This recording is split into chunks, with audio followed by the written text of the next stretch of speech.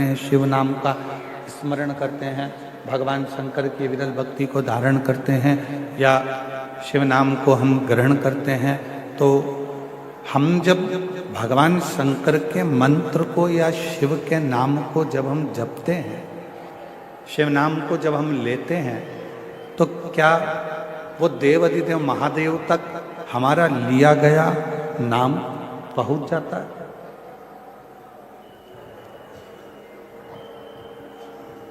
क्या देव अधिदेव महादेव तक हमारा लिया गया नाम पहुंच सकता है?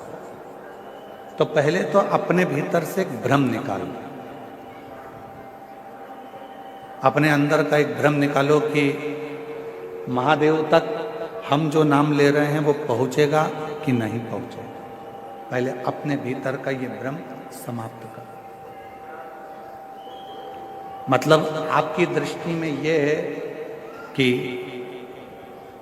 आपकी दृष्टि में लगता है कि ऐसा है कि शंकर भगवान हमसे बहुत दूर है, शिव जी हमसे बहुत दूर है। जब तो आपकी बुद्धि में यह बात आती है कि हम जो बात कहेंगे वो शिव जी सुनेंगे कि ना सुनेंगे, हम जो मंत्र बोलेंगे, जो मंत्र हम बोलेंगे वो मंत्र शिव जी तक पहुंचेगा कि नहीं पहुंचेगा, हम जो मंत्र का स्मरण करेंगे वो देवाधिदेव महादेव तक पहुंचेगा कि नहीं पहुंचेगा। आपके भीतर यदि ये विचार चलता है तो मतलब आप ये विचार कर रहे हैं कि शंकर जी हमसे बहुत दूर है। पर शिव महापुराण की कथा कहती है, भगवान देवाधिदेव महादेव का चरित्र कहता है, जिस समय पर आप भगवान देवाधिदेव महादेव का स्मरण करते हो, उनको याद करते हो, उनका स्मरण करते हो, उस समय पर आपको लगता है कि शिव बहुत दूर हैं, तो उन तक हमारी आवाज पहुंचेगी कि नहीं पहुंचेगी। पर शिव कथा कहती है आपके मुख से जैसे ही भगवान शंकर को याद किया जाता है, शिव का नाम लिया जाता है, शिव का स्मरण किया जाता है, उस समय पर भगवान देव अधिदेव महादेव आपके नजदीक में खड़े होकर उस उच्चारण को श्रवण करते हैं। भगवान शंकर उस उच्चारण को श्रवण कर रहे होते हैं, भगवान शिव उस उच्चारण को श्रवण करते हैं।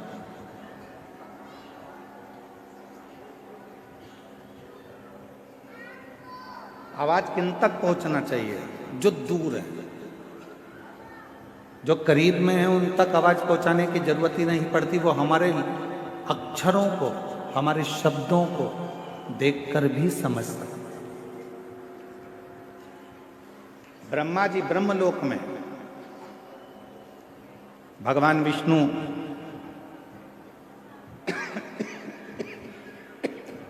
बैकुंठ लोक में, इंद्र लोक में, पर मेरा देव अधिदेव महादेव, मेरे भगवान शंकर, मेरे ओघड़दानी, मेरे शिव इसी मृत्यु लोक में। अब ब्रह्मा जी को यदि आपको कुछ कहना है तो भले तुमको तेज बोलना पड़ सकता है, भगवान विष्णु जी को अगर कुछ कहना है तो हो सकता है कि आपको तेज बोलना पड़ सकता है। पर यदि आपको भगवान शंकर से कुछ कहना है तो आपको तेज बोलने की जरूरत ही नहीं पड़ती, वो आपके पास में कंकर शंकर के रूप में विराजमान होकर उस बात को श्रवण करते हैं। बिल्कुल नजदीक में पहुंचकर, नजदीक में बैठकर उस कथा को श्रवण करते हैं, उस बात को श्रवण करते हैं। आपके नजदीक में खड़े होते हैं, नजदीक में बैठते हैं और वो कथा को सुनते हैं।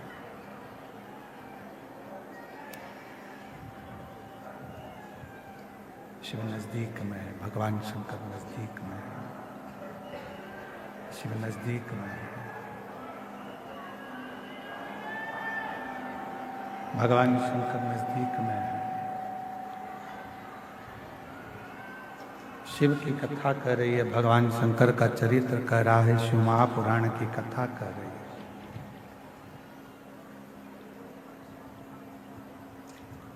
ध्यान नहीं रहा, इससे तो अच्छा रामायणी कुटी वाले महाराज जी के यहाँ का साउंड था कल, उन्हीं को लेकर आ जाते।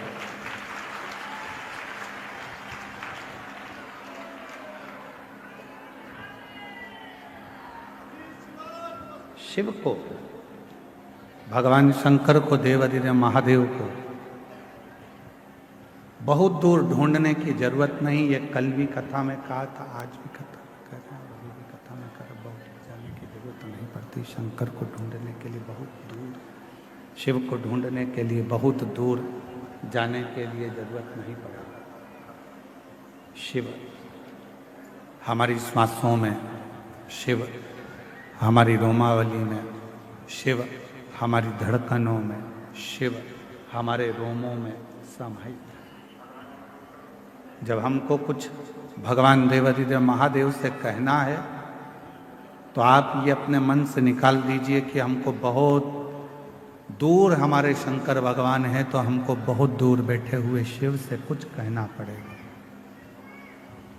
कुछ कहना नहीं, शिव से कहना एकदम सरल है। भगवान शंकर से कहना एकदम सरल है। शिव तुम्हारे नजदीक में, शंकर भगवान तुम्हारे करीब में, बिल्कुल नजदीक। और जब हम भगवान शिव से अपने मन की कोई बात कहते हैं तो दुनिया के लोगों को लगता है कि शिव सुनेंगे, ना सुनेंगे। शिव पुराण कहती है कि जैसे ही तुम बोलो नहीं तो भी तुम्हारे हृदय में अगर कोई भाव आता है जल चढ़ाते समय, तो शंकर भगवान तुम्हारे मन के भावों को भी पढ़ लेते हैं, सुन लेते हैं, स्वीकार कर लेते। भगवान देवाधिदेव मन के भावों को, विचारों को, शिव अपने मन के भावों को, अपने विचारों को भी पढ़ लेते, सुन लेते। मन की शुद्ध भावों को भी पढ़ लेते, विचारों को भी पढ़ लेते हैं।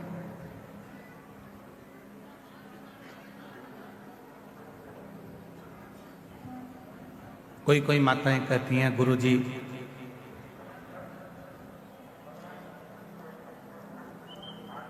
भगवान तो हमारी सुनता ही नहीं है, हम तो भगवान को रोज जल भी चढ़ाते हैं, आराधना भी करते हैं, साधना भी करते हैं, पूजन भी करते हैं, तो भी शिव हमारी बात नहीं सुनता। हमारा निवेदन है, शिव ने कितनी सुंदर संसार की रचना करी है, ये विचार करिए।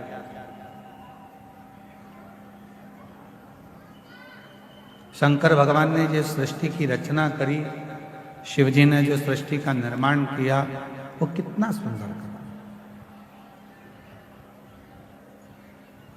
फूलों में परमात्मा कीड़े दे देता है।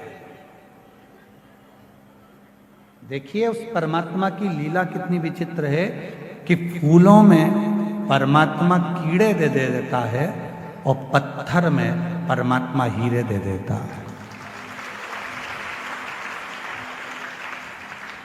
ये उस परमात्मा की कृपा, ये उस परमात्मा की दया है।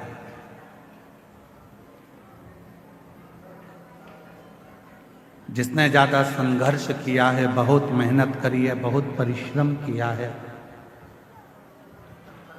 परिश्रम में लीन है, संघर्ष में लीन है, पत्थर जैसा मजबूत हो गया है, तो एक ना एक दिन मेरा भोलेनाथ उसकी जिंदगी में ऐसी तरक्की कराता है कि हीरा जैसा उसको बना देता है।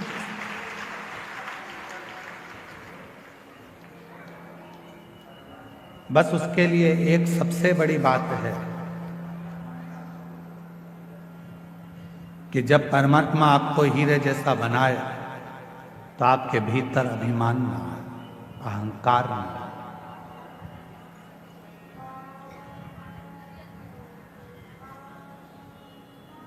आपके भोजन करने से, अगर आपके भोजन से किसी के मुख में पानी आ रहा है तो आपका भोजन करना बेकार है।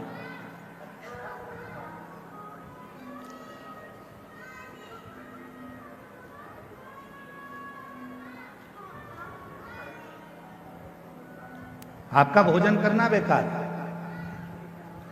आपके भोजन करने से यदि किसी के मुख में पानी आ रहा है तो आपका भोजन करना बेकार है, और यदि आपके बोलने से किसी की आंख में पानी आ रहा है तो आपका बोलना भी बेकार है।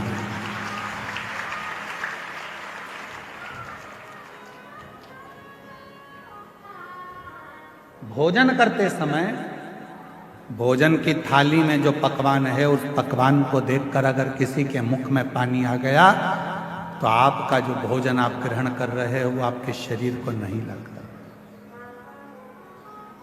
आपके शरीर को नहीं लगता। भोजन करते समय यदि किसी के मुख में अगर पानी आ गया तो आपका भोजन करना बेकार है, और बोलते समय यदि किसी की आंखों में पानी आ गया आपके बोलने से तो आपका बोलना भी फिर वो बोलना आपका बेकार है कि आपने क्या बोल दिया, क्या ऐसा प्रश्न कर दिया, क्या आपने कह दिया कि उसकी आंख में आंसू आ गए, उसके नैनों में जल भर गए, उसके नैनों में अश्रु आ गए, आपका वो बोलना ही बेकार है।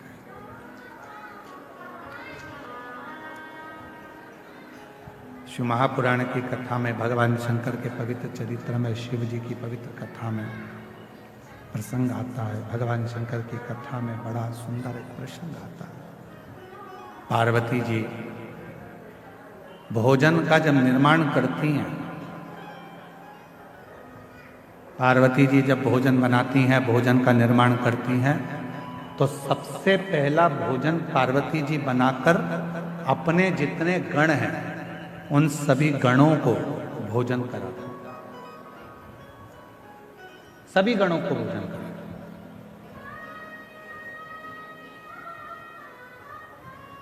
हमको पिछले वर्ष का इस प्रयागराज की भूमि पर एक स्मरण आता है, और प्रयागराज की भूमि का भी और काशी में जो कथा हुई सतुआ बाबा गौशाला में, उसका भी हमको स्मरण आता है। जिस समय पर सतुआ बाबा गौशाला में कथा चल रही थी तो लगभग 12:30-1 बज चुकी थी, तो हम बाबा जी के साथ में दर्शन करने के लिए कहीं गए थे, वहाँ से वापिस आ रहे थे, तो हमने सतुआ बाबा जी से पूछा कि प्रसाद हुआ?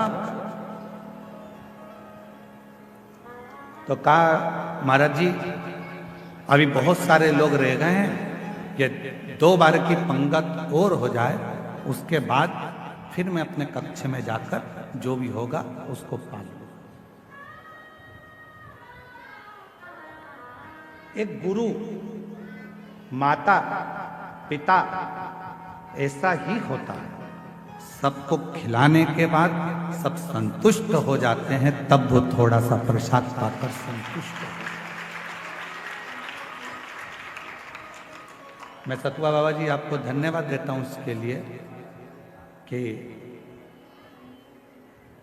आपकी अविरल भक्ति। अभी हम अंदर थे और आप माइक पे जब लगभग 12:30 बजे आप माइक पे कह रहे थे जो दरवाजे पर बैठा है वहीं बैठ जाए, जो रोड पे बैठा है वो वहीं बैठ जाए, अंदर आने का प्रयास ना करे, कोई वीआईपी नहीं है, ये आप माइक पे बोल रहे थे और पूरा माघ मेला सुन रहा था, पूरा माघ। उस परमात्मा के आगे कौन वीआईपी?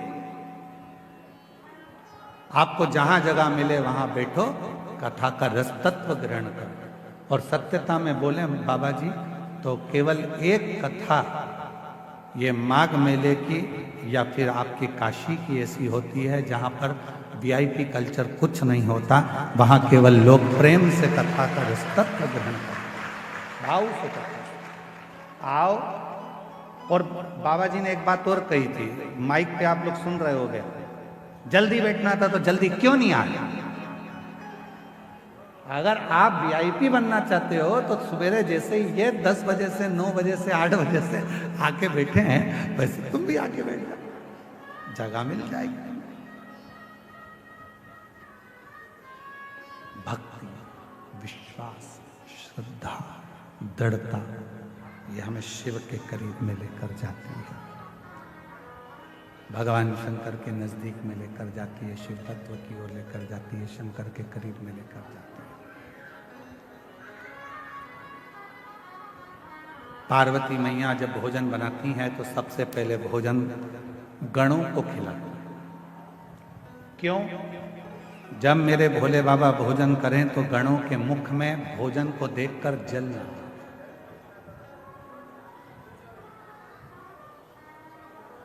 पानी ना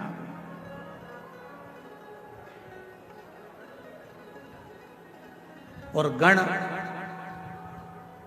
जब भोजन ग्रहण करने के लिए बैठते थे, भोजन ग्रहण कर लेते थे और भोजन ग्रहण करने के बाद में बाबा का जो प्रसाद बचता था उसको कणका मात्र सारे ग्रहण करते थे। जितने गण थे वो लेते थे, माँ देवी भी लेती थी, गणेश जी भी लेते थे, कार्तिकेय भी लेते थे और 33 कोटि देवता भगवान शंकर के प्रसाद को लेने के लिए तत्पर खड़े रहते थे। इसलिए शिव महापुराण की विद्येश्वर संहिता में लिखा है कि केवल देवों में देव एक महादेव ऐसे हैं कि जिनका प्रसाद तुम्हारे हाथ में अगर आ जाए तो उसको खाने में एक क्षण की भी देरी मत करना, उसी क्षण उस प्रसाद को खा ले।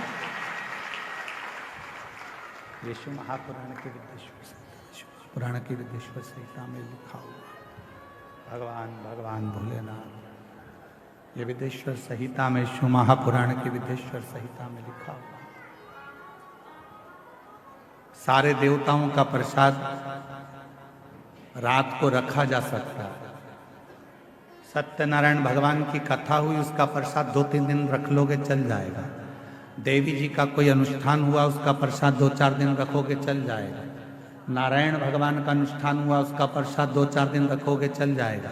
राम जी का कोई उत्सव मनाया, प्रसाद 2-4 दिन रखोगे चल जाएगा। भगवान कृष्ण का प्रसाद 2-4-8 दिन तक रखोगे चल जाएगा। पर शंकर भगवान का प्रसाद चाहे पशुपति व्रत का हो, 16 सोमवार व्रत का हो, संकट सोमवार व्रत का हो, चाहे प्रदोष व्रत का हो, सोमवारी व्रत का हो, चाहे अष्टमी सोमवारी व्रत का हो, शिव जी का प्रसाद पूरी रात नहीं रखा था। रात के पहले, मध्य रात्रि आने से पहले उस प्रसाद को पूरा समाप्त करना पड़ता। पूरे प्रसाद को समाप्त करना पड़ता, पूरे प्रसाद।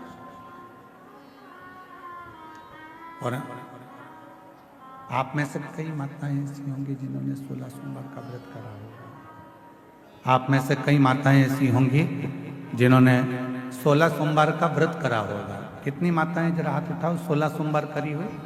रखो।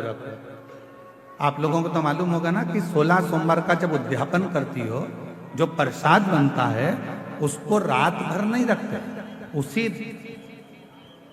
जितनी मेरी माताएं आती है 16 सोमवार के उद्यापन में, उनको खिलाकर, रिश्तेदारों को खिलाकर, परिवार को खिलाकर, कुटुंब को खिलाकर, नातों को खिलाकर, रिश्ते को खिलाकर, वो सारा व्रत का जो उद्यापन का प्रसाद होता है, उद्यापन का जो प्रसाद होता है वो पूरा की पूरा उसको समाप्त कर दिया जाता है, उसको विराम दे दिया जाता है।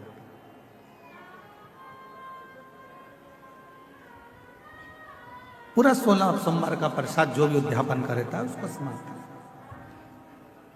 शिव जी की भोजन की थाली में शंकर भगवान के भोजन करने के बाद जो प्रसाद बचता है उसका कण कण मात्र सारे गण, देवता, देवी, 64 योगिनी सब लेने के लिए आते हैं। सब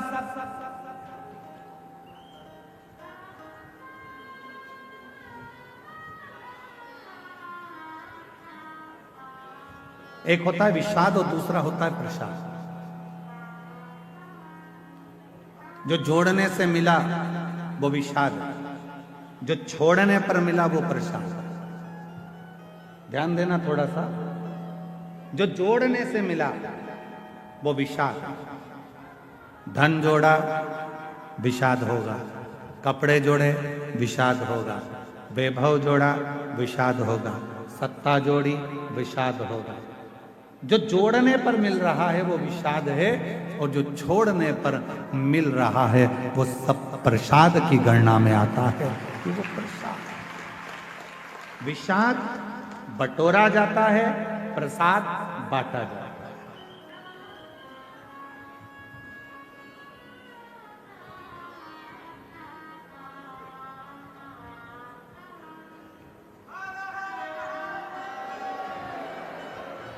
प्रसाद बांटा जाता है। विषाद में केवल जोड़ा जाएगा, आन दो और प्रसाद जान दो, बांटो बांटो, वो बांटा बांट। कई माताएं कहती हैं, गुरुजी बेलपत्र कब खाना चाहिए और कब नहीं खाना चाहिए। शिव महापुराण की कथा कहती है, जब शरीर में रोग हो, शरीर में कष्ट हो, तब शंकर जी की चढ़ी हुई बेलपत्र अगर पूरी 3 पत्तियां, मान लो आप पूरी 3 पत्ती भी बेलपत्र की नहीं खा सकते, तो बेलपत्र के आगे की थोड़ी सी एक अंश नोक मात्र भी आपके मुख में अगर जाती है तो भी वो उतना ही असर करेगी जितनी पूरी पत्ती करती है। एक अंश मात्र।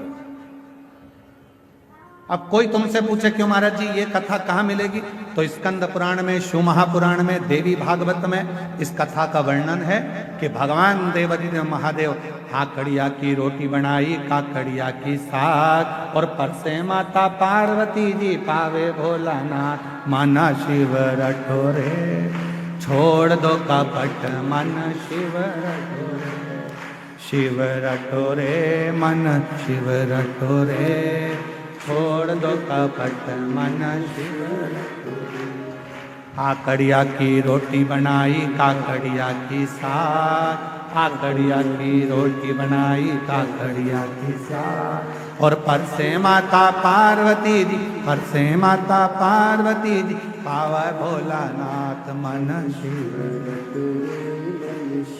रटोरे, छोड़ दो कपट मन शिव रटोरे, मन शिव रटोरे, मन शिव रटोरे, छोड़ दो कपट मन शिव। हमारे यहाँ शास्त्रों में ऐसा मिलता है कि पार्वती जी भोजन बनाती हैं, शिव जी को खिलाती हैं। भोजन करने के बाद बाबा भोलेनाथ जब भोजन कर लेते हैं, जो पात्र में भोजन बचता है उस पात्र के एक अंश को पार्वती जी निकाल लेती हैं, एक अंश को गणेश जी निकाल लेते हैं, एक अंश को कार्तिकेय निकाल लेते हैं, और बाकी का जितना अंश है उसका कुछ भाग गण ले जाते हैं और उसका कुछ भाग देवता अपने साथ लेकर जाते हैं। तो कहा 33 कोटि देवताओं को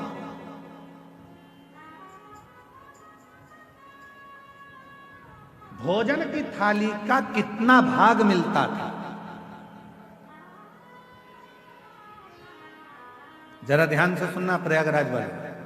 जितनी मेरी जीजियां बैठी हैं, जीजा बैठे हैं, मेरी बेटियां बैठी हैं, बेटा बैठे हैं, जितने मेरे बुजुर्ग माँ बाप बैठे हैं, सब सावधानी से सुनना। और जितने आस्था चैनल पर, फेसबुक, यूट्यूब पर, जितना सोशल मीडिया पर सुन रहे हो, सब सावधानी से सुनना कि शिवजी की थाली में से जो भोजन बचता था वो 33 कोटि देवता, अब ध्यान देना, गणेश जी का हिस्सा निकल गया, पार्वती जी का निकल गया, कार्तिकेय जी का निकल गया, योगिनियों का निकल गया,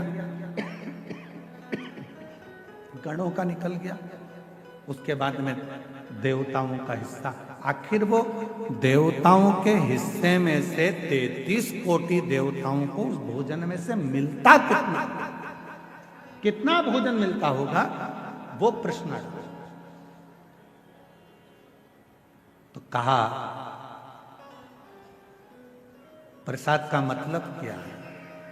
जो शंकर जी की थाली में से भोजन जाता था, भगवान नारायण के लिए लक्ष्मी जी लेकर जा रही हैं, और वैकुंठ जाते जाते जितने देवता उस प्रसाद का दर्शन करते थे, वो प्रसाद उतना उतना उन देवताओं की दृष्टि में समाहित होकर उनके हृदय में उतरता जाता था।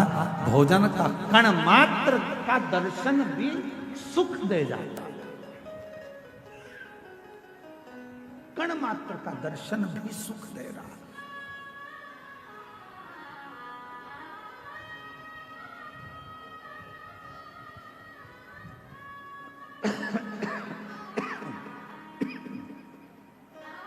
एक कण मात्र का दर्शन।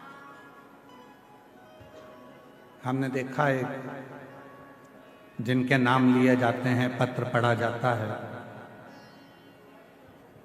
जब वो बेलपत्री लेने के लिए आते हैं और बेलपत्री लेकर जाते हैं तो कई माताएं कहती है उस बेलपत्र का दर्शन करा दो। बेलपत्र लेकर जाने वाला पूछता है कि बेलपत्र का दर्शन कर कर क्या करोगे? हमने शिव पुराण में पढ़ा है, उमा संहिता में वर्णन है, कौमार्य खंड में भी वर्णन है कि शिव जी के प्रसाद का मात्र दर्शन कर लेने से भीतर के सारे विषाद समाप्त हो जाते हैं।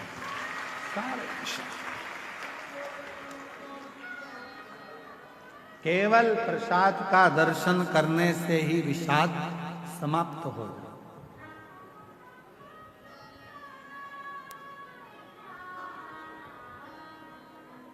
आप लोग रोज रोज अगर बेलपत्री खाओगे, भाई स्वास्थ्य खराब है तब थोड़ा सा अंश ले लो, रोज रोज खाओगे तो मुख में छार छार सा हो, कई बार स्वाद नहीं आता फिर भोजन, कई बार जिह्वा छारी छारी सी हो जाती।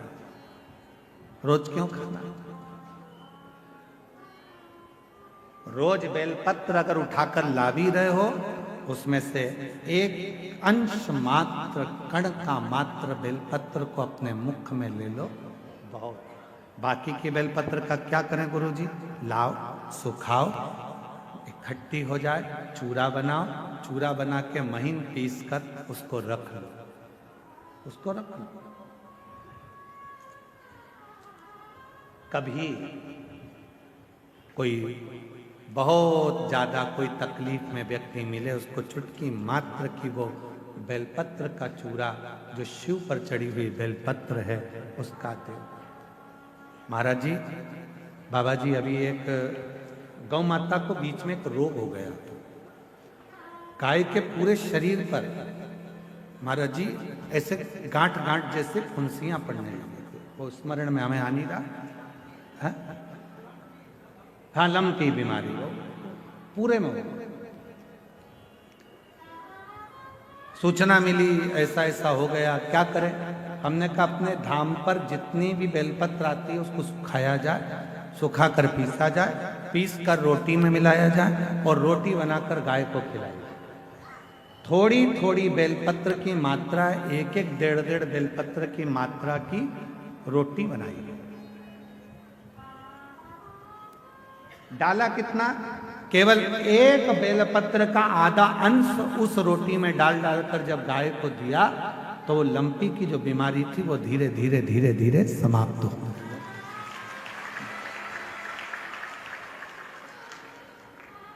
दवाई इसी तरह बेलपत्र की भी मात्रा होती है कि कितनी मात्रा में खाना है। ऐसा नहीं कि बेलपत्र पूरी मिली है तो हमको पूरी ही खाना है, ले जाओ, थोड़ी थोड़ी घर में सबको दे दो, बाकी के संभाल के रखो। कोई जीव को, कोई व्यक्ति को जरूरत पड़े उस समय पर वो पानी से उसको थोड़ी सी डाली और निगल गए।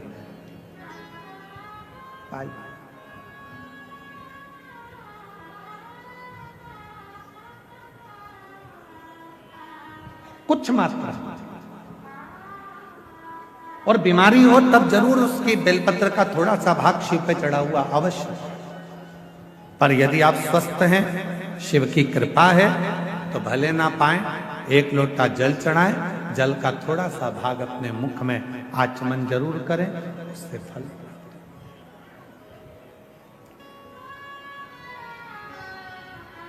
एक माता यहां बैठी है जिसको डॉक्टर ने मना कर दिया था कि तुम मां नहीं बन सकती।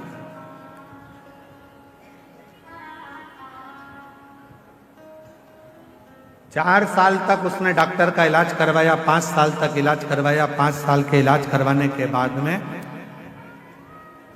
फिर 8 साल तक इलाज करवाया, 10 साल तक इलाज करवाया, और 10 साल के इलाज के बाद में उसने इलाज करवाना बंद कर दिया। सोच लिया अब मेरे घर में औलाद नहीं हो सकती। फिर 3 साल तक मंदिर मंदिर देवालय शिवालय ना जाने कहां कहां जाकर गोद भरवाई। ऐसे मिलाकर 13 साल हो। 13 साल के बाद उसने फिर मंदिर देवालय शिवालय गोद भरवाना भी बंद कर दिया, घर में रहने लगी। ऐसे करते करते 20 साल हो।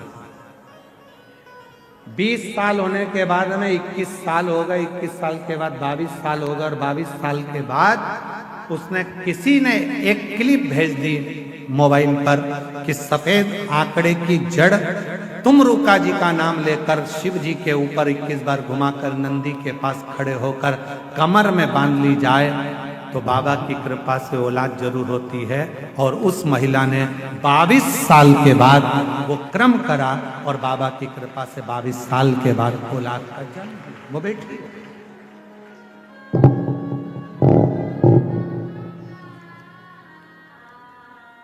मैं कौशल्या गुप्ता, पत्नी जगदीश कुमार गुप्ता, ग्राम सराय बकेवर, पोस्ट बकेवर, तहसील बिंद की, जिला फतेहपुर, उत्तर प्रदेश से आई हैं।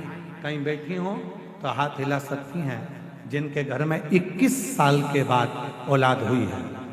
21 साल के बाद संतान का सुख हुआ है। गुरुदेव, बहुत दुख झेला अपनी जिंदगी में। लोग मुझे बांझ कहते थे, लोग मुझे बांझ कहते